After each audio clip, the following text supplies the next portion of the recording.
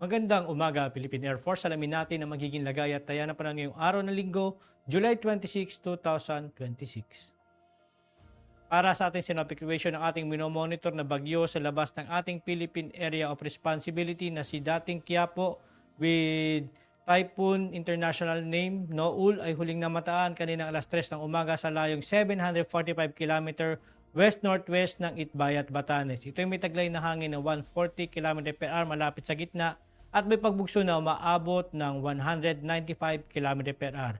Ito ay patuloy na kumikilos northwestward sa bilis na 20 km per hour. Samantala, yung hanging habagat o southwest monsoon ang siyang patuloy na umiiral o nakakaapekto dito sa buong Luzon at western section ng Visayas.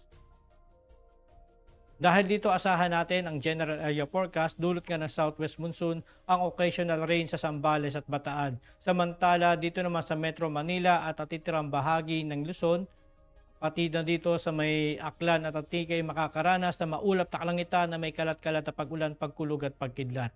At sa natitirang bahagi ng Luzon at natitirang bahagi ng Visayas at buong Mindanao, ay makakaranas naman ng bahagyang maulap hanggang sa maulap na kalangitan na may pulu-pulong pag-ulan, pagkulog o pagkidlat. Dulot naman ito ng mga localized thunderstorm lalo na sa dakong hapon o gabi. Para naman sa ating flight level wind chart dito sa 2,500 to 5,000 feet, ganun din sa 10,000 feet to 18,000 feet na dominante pa rin ang southwesterly wind flow dulot nga ng southwest monsoon na dito sa may buong Luzon at western section ng Visayas ay makakaranas ng malakas, katamtaman hanggang malakas na hangin na maaaring umabot ng 15 to 30 knots ang pagbugso.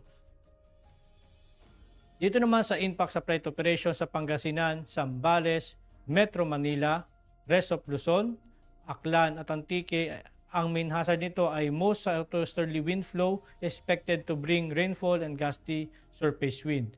Asahan naman natin ang impact nito is reduced visibility and gusty wind may limit BFR and low altitude operations. Wet helipads may increase operational hazards.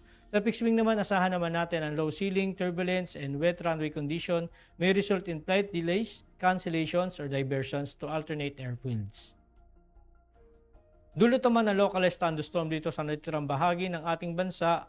Ang main hazard nito, yung afternoon convective development may produce gas fronts and heavy rainfall. Ang impact naman nito sa rotary, asahan natin ang downburst, strong wind gusts, and reduced visibility pose significant hazard to flight operations.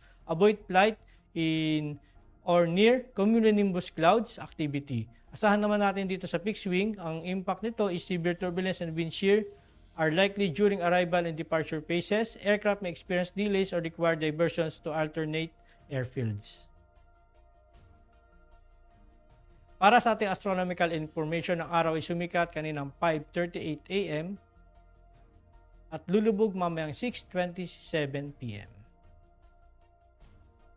Meron naman tayong moon illumination 91% increasing. At para maging updated sa lagay at taya ng panahon, ipalo lang ang aming social media accounts ng Air Force Weather Center. At yan lang po lagay ng ating panahon ngayong umaga at sa ngalan ng aming commanding officer na si Colonel Hermelino T. Calubiran Jr. PAP GSC. Ako si Staff Sergeant Edmar B. Segadraca Jr. Philippine Air Force Weather Broadcaster ng Air Force Weather Center. Muling magandang umaga at maraming salamat.